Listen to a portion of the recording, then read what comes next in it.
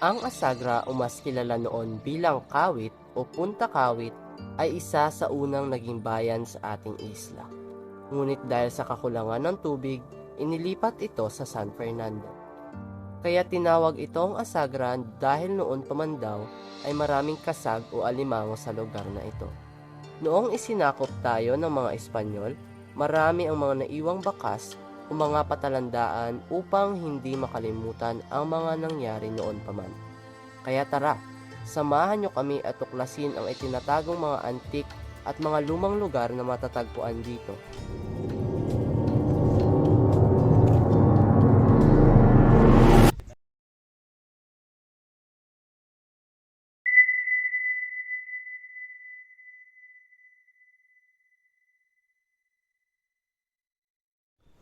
Ang simbahang ito ay itinayo noong February 3, 1638. Isa ito sa pinakamatandang simbahan sa buong Pilipinas. Itinayo ito ni Komandante Don Joaquin Corillo, isang Espanyol na naging pinuno sa paggawa ng simbahang ito. Tuwing February 2 ng taon, ipinagdiriwang dito ang kapistahan ni Nuestra Señora de la Candelaria o mas kilala ang simbahang ito sa Our Lady of Candles. Dinadayo ito ng karatig bayan upang dumalo ng misa at magkabasbas ng mga kandila. Ang simbahang ito ay gawa sa buga o kaya naman sa mga patay na kora. Noong February 3, 2024, nagdiwang ang simbahang ito ng 386 anniversary. 17 dekada na mula nang itinayo ang simbahang ito. Ito ang isa sa mga bakas ng mga Kastila sa ating isla upang patatagin at patibayin ang ating pananampalataya sa Panginoon.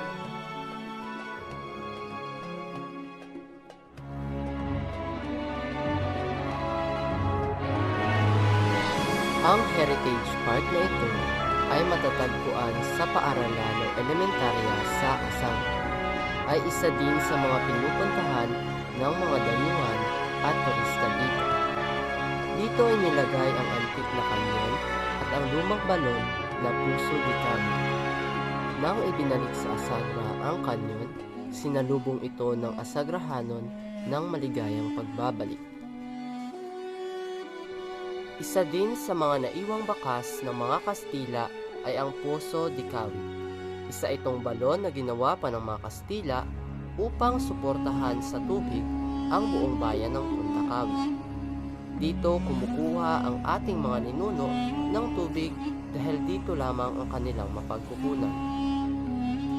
Ang kanyon na ito ay nagmula pa sa mga Kastila upang labanan ang mga Hapones.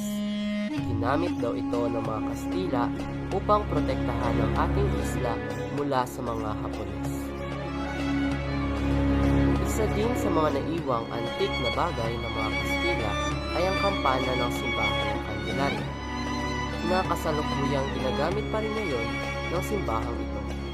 Ito ay tinagurian na nilang antik na bagay sa lugar na ito. Ang lumang parola na ito na matatagpuan sa punta o sa pinakadulo ng Asagra. Ito ang nagsisilbing gabay at liwanag sa gabi ng ating mga magtaragan.